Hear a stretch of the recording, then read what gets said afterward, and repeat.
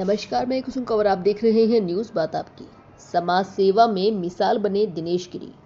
बनेड़ा माताजी खेड़ा निवासी दिनेश गिरी अपनी निस्वार्थ सेवा से समाज के लिए प्रेरणा स्रोत बने।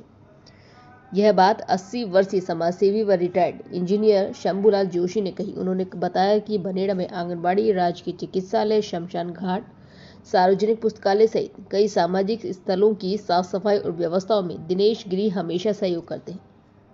समाज सेवा से जुड़े हर कार्य में वे पूरी जिम्मेदारी में आगे रहते हैं।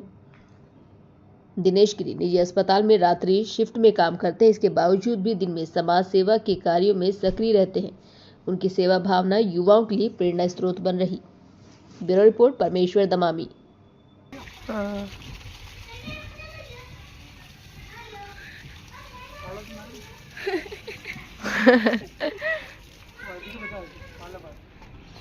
बंद कर दो ऊपर ला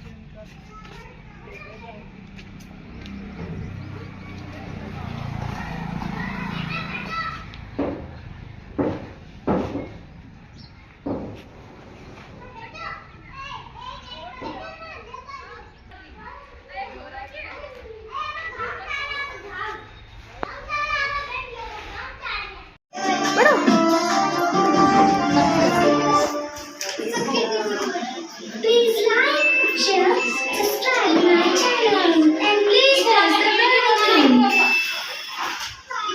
Yeah!